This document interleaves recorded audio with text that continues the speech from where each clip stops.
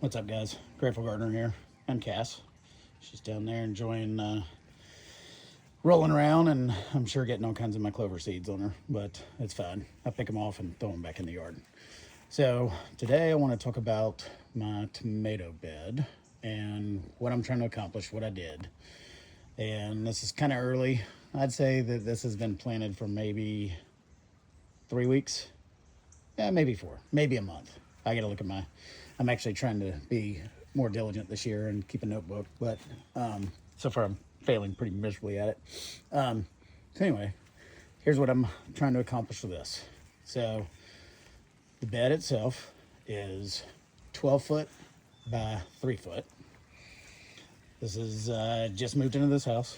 So I transplanted these from the beds from my old house and added this one and that one this year.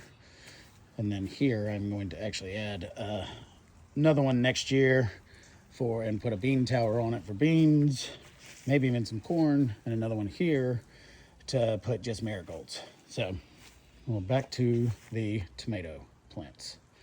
So started with the marigolds. Of course, I always want to get orange. Go Vols.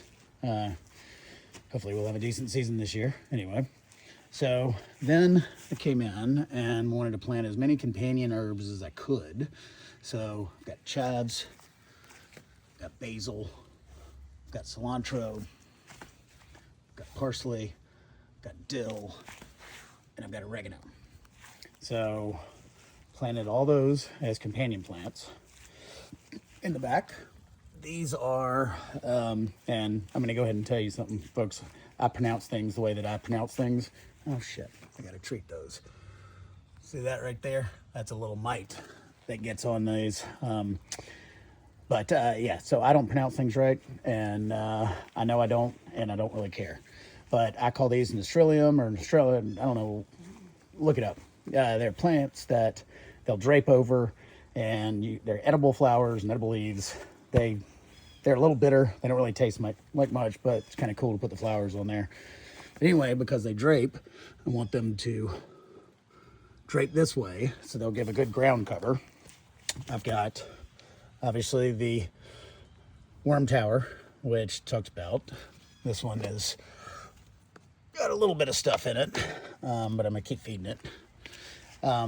So in between each tomato plant, I've got lettuce. So put lettuce in there, and then I put carrots up front in each other one. So I love this watering grid that are on all my beds. Again, remain nameless. It's not that hard to find this stuff, but they're in 1 foot squares, so I can plan everything out and really decide where I want to put stuff, do things. These are a new addition. Yeah. Get a little back up there. They're pretty massive. They're probably, I don't know. They're maybe 4 foot tall, 5 foot tall, something like that. But hopefully as these tomatoes get up, it'll support it way up. And they're pretty heavy duty. And they're actually designed and fit perfectly within the 1x1 footprint.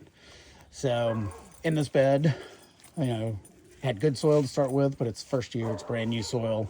There's a lot of compost in there that hasn't really decomposed yet. So, but I've got them up here against the fence, and just so sunrise comes over. So they don't get very much sun until about 11 o'clock. I'm interested to see how that changes as the sun moves over the summer. So like I said, this is a new house. I'm putting and learning all these data points that I like. But I think when they get tall enough, I think that they'll catch a little bit more of that morning sun. But I've got where the squash and zucchini over here getting that morning sun. And then this section down here gets pretty good afternoon sun, even when these are shaded out. And then my peppers down there start getting a little bit extra afternoon sun. So playing with the sun, learning, all about it. But just so you know, I've got a Parks Whopper Indeterminate, Better Boy Indeterminate, Rutgers Determinate and Cherokee Purple Indeterminate.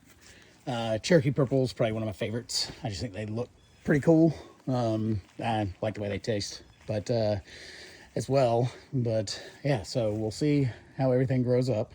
I'm interested to see how the lettuce does in between, the carrots.